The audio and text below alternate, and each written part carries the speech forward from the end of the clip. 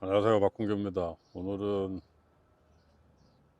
출근하기 전에 항상 들리는 카페에서 커피를 한잔 하면서 시작해 볼까 합니다. 커피 좋아하시죠?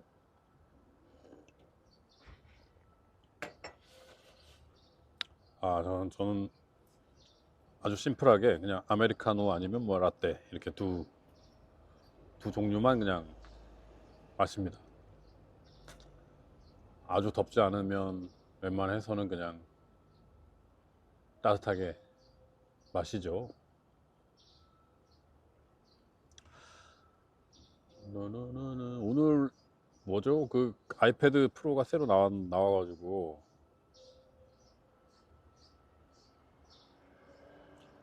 아이패드 프로 얘기를 좀 해보려고 하는데, 아이패드가 제가 살 때만 되면 한두 달 후에 새 거가 나오더라고요. 그래서 좀 실망이죠. 저 개인적으로는 와, 이거 사야지 막 이런 생각하고 있다가 막 고민해서 딱 사면 한 달 후에 애플의 뭐 스페셜 이벤트 뭐 이렇게 해가지고 새로운 게 나옵니다. 이걸 뭐 사용하는 사람의 입장에서는 서운할 수는 있긴 하지만, 뭐 만드는 사람들의 입장에서는 1년에 한 번씩은 나와야 되니까 뭐 이제 뭐 그러려니 합니다. 그러면서 나올 때마다 뭐 특별한 일이 있겠어요? 분명히 더 비싸지고 더 새로워지겠죠. 그게 애플의 어떤 방식이잖아요. 어, 저는 개인적으로 아이패드뿐만 아니라 애플의 모든 기기들, 그 첫 번째 에디션부터 지금까지 사용을 해봤거든요. 애플 클래식이 나왔을 때 애플 클래식을 사봤고, 어, LC 뭐 이런 것들이 막 다 기억나네요. 지금 생각해보니까 뭐 쿼드라 맞나?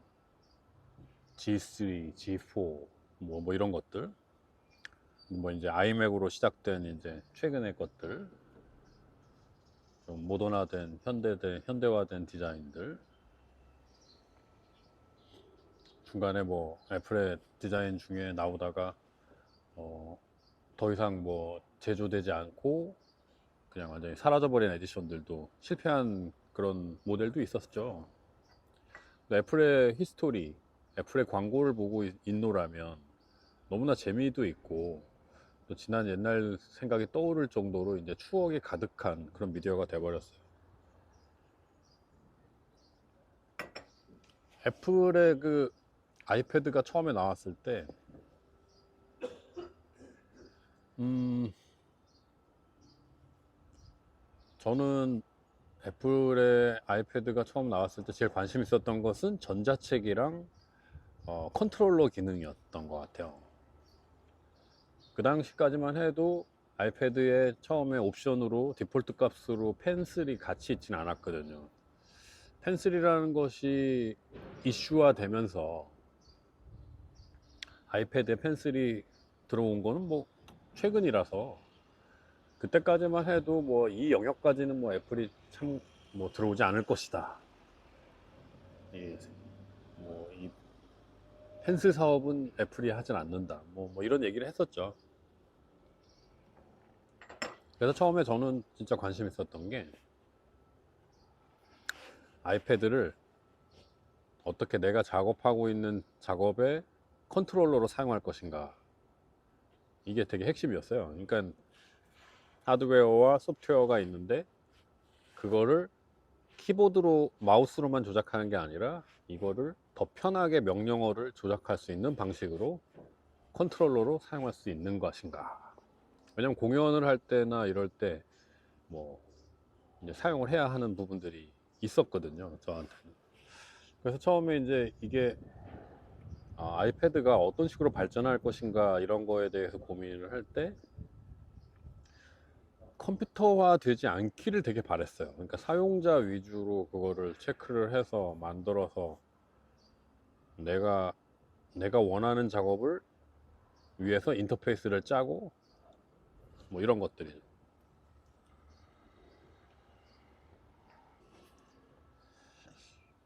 일단 아이패드 프로 새로 광고가 나왔는데 그걸 보니까 저는 되게 재밌었거든요. 되게 재밌고 멋있었어요. 아주 멋있고 애플답다. 그냥 막 처음부터 엄청난 그 프레스기로 그냥 찌부러뜨리는 게 음, 이 세상의 그 모든 것들을 그냥 다 짓밟아 버리겠다는 아주 애플의 그 자본주의적인 어떤 그 오만함이 이제 들어가 있는 그런 느낌도 들고요. 애플은 처음부터 그랬잖아요. 우리가 세상을 구할게. 1984에 나오는 어떤 그런 그 뭡니까 그 모든 것을 컨트롤하고 있는 컨트롤 타워, 기존의 권력들을 우리가 깨부술게 라는 어떤 그런 광고를 시작으로 애플은 시작했잖아요. 그런 부분에서 뭐 깨부수는 건 비슷한데 이번에는 모든 거를 그냥 다 찝으로 만들어서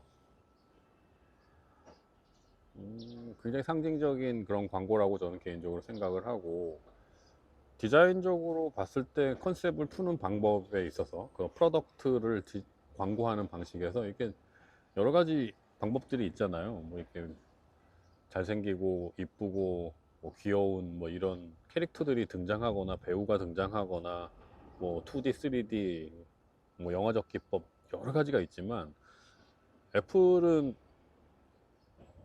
어찌 보면 지금까지 가장 정확하게 이 프로덕은 이게 컨셉이야 라는 걸 아주 명확하게 보여주거든요. 애플의 주인공은 애플의 프로덕이라는 거를 항상 보여줬던 그런 건데, 요거는 약간 좀 설명을 좀 첨가해서 보여주긴 했지만 이 광고를 보면 야 역시 이번 제품은 다 때려 넣어서 요만해진 거구나 라는 아주 간결한 메시지가 아주 정확하게 전달이 되거든요. 근데 이게 언론에서는 아주 재미있는 또 잿밥이 된 거죠. 뭐 욕하기도 하고 너무 뭐 과격하다 뭐 이런 식으로도 표현하기도 하고 해서 결국 뭔가 좀 또 뭐 노이즈가 좀 생기기 시작한 것 같고, 그것 때문에 애플에서는 뭐 미국에서의 TV 광고는 중단했다고 하더라고요.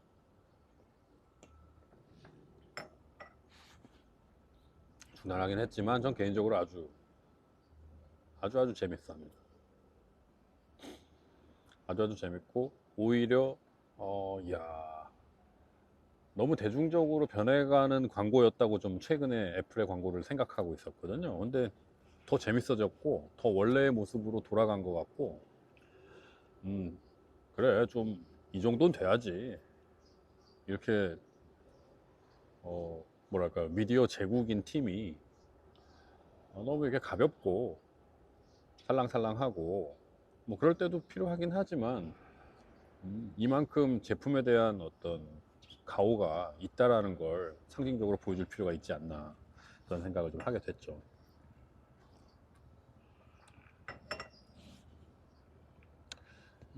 애플의 광고에 대해서 한마디 더 하자면 되게 재밌는 에피소드가 있어요. 제가 최근에 본 애플 광고 중에 가장 재밌었던 건 뉴진스의 아이폰 광고였어요. 뉴진스 아이폰 광고는 어, 작년 여름이었나 봅니다. 작년 여름 정도에 ETA라고 하는 그 뮤직비디오가 아이폰 광고로 아예 나왔죠.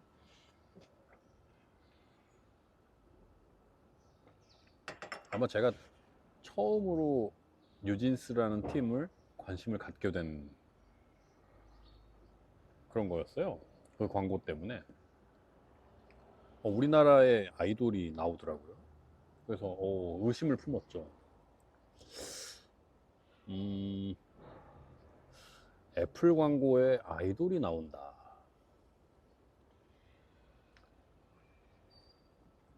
그거는 우리나라에선 좀 쉬운 일이 아니었어요. 일단 첫 번째로 애플에서 잘 선택할 만한 그런 대중적인 퀄리티에 위치에 있지 않았을 거고요. 두 번째는 삼성전자에서 채갈 수밖에 없죠. 우리나라에서 인기가 있고 우리나라에서 뭔가 붐업되어 있는 어떤 그런 대중 스타들은 뭐 가장 먼저 삼성전자 이 광고가 되었겠죠. 갤럭시였겠죠. 근데 저는 정말 제 눈을 의심했어요. 애플 광고에 한국의 아이돌이 나오고 있고 그게 애플 광고라는 것 자체가, 이거는 삼성전자나 갤럭시 폰을 이 친구들한테는 절대 주어지지 않겠다라고 하는 계약 조건이 있어야만 가능한 일인데, 우와, 이런 강단이 있는 팀이, 그런 레이블이 우리나라에 있구나. 또한 반대로 와, 이 팀이 인정을 받고 있고 앞으로 나아갈 길이 기존의 우리나라의 아이돌이나 다른 광고 활동하고는 좀 다르겠구나 라는 생각을 하게 되더라고요.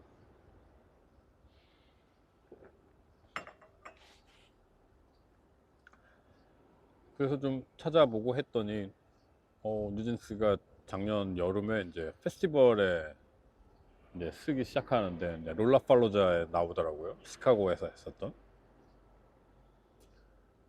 오, 재밌었어요. 그건 너무 신선했어요. 쉬운 일이 아니죠. 우리나라의 밴드들이나 이런 대중 스타들이 롤라팔로자 같은데 나오는 거는 쉬운 일은 아닌데, 이제 공공연하게 이제 뭐 유럽에서 하고 있는 뭐 페스티벌이나 그런 데도 이제 나오기도 하고, 뭐 최근에는 이제 LA 쪽에서 하는 막 뮤직 페스티벌에 이제 뭐 블랙핑크도 나오고, 예전에 뭐 빅뱅이 나온다고도 하기도 하고 했었죠. 근데 롤라팔로자는 거의 밴드들만 나오는 그런 페스티벌인데 의외이기도 했지만 되게 재미있었어요.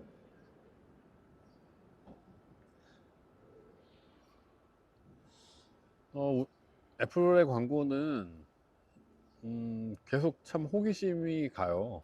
호기심이 가고 거기에 사용되는 어떤 배경음악이라던가, 그리고 연출 기법들, 그리고 가장 유행하고 있는 XR이라던가 뭐 이런 것들이 막 진짜 이제 너무나 자연스럽게 키노트에 등장하거든요. 기법으로. 근데 사람들이 잘 몰라요. 이게 너무 완벽해서 이게 새로운 기법을 어떻게 사용했는지에 대한 것조차도 잘 알지 못하는 부분들이 많거든요.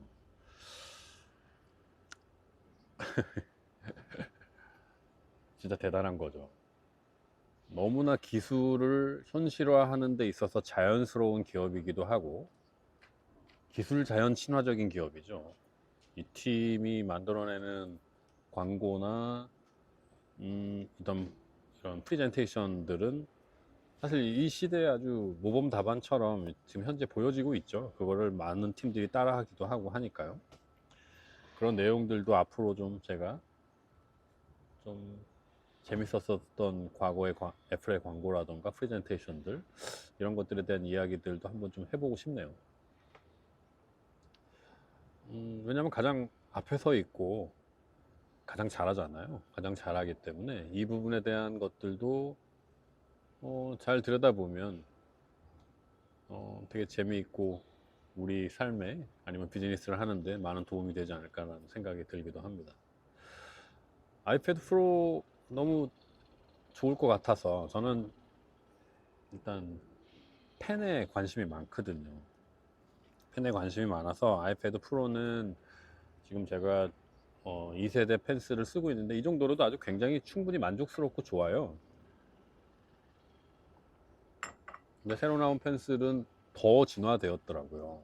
그래서 한번 꼭 써보고 싶은 생각도 있고, 그래서 우리 애플 센터 홍대에 갔는데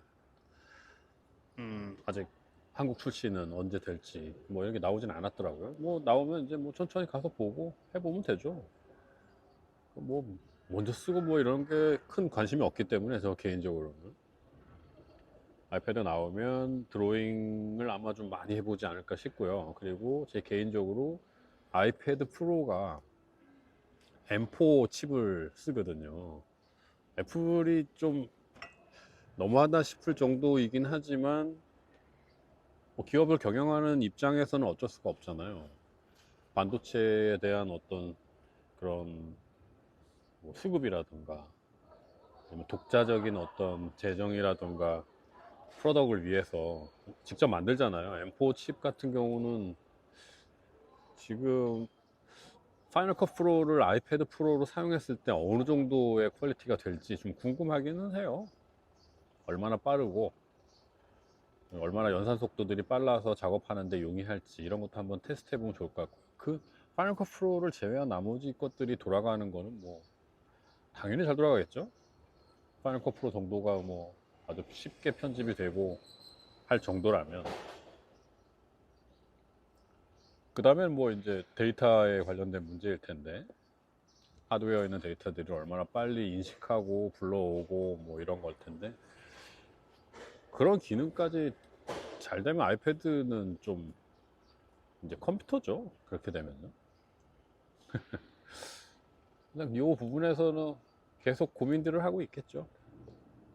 노트북도 팔아야 되고 데스크탑도 팔아야 되고 아이패드도 팔아야 되는 사람의 입장에서는 고민을 많이 할 텐데, 그런 데 있어서의 아주 저울질을 잘 할 수 있는 좋은 앱들 개발되었으면 하는 그런 입장이 있고요. 그리고 아도비 같은 경우도 되게 재밌더라고요. 이제 아이패드가 워낙 발전하니까 모든 아이패드용 프로그램들로 다 앱이 나와 있고, 이제 AI까지 동원된 새로운 어떤 솔루션들이 나왔더라고요. 그런 것들도 한번 테스트를 해보고 싶어요. 테스트해서 어떤 느낌인지를 한번 좀 올려보고 싶어요. 그거 보시고 뭐 저한테도 뭐 질문도 해주셔도 좋고, 저 스스로도 아 이게 이런 기능들이 있구나. 왜냐면 아도비 솔루션도 아주 엄청나게 좋아졌더라고요. 한동안 관심을 안 가졌었는데 저도 이제 애플이 아니라 이제 아도비나 다른 PC 환경에도 좀 관심을 좀 가지려 합니다. 그런 내용들을 앞으로 조금씩 커피 마시면서 커피 토크에서, 커피 토크가 아니죠, 커피 튜브라고 할게요. 커피 튜브로 올리도록 하겠습니다. 역시 아침에는 모닝커피죠. 오늘도 즐거운 하루 되시고요. 또 뵙겠습니다. 안녕. 여기는 엔트로 사이트예요. 합정입니다.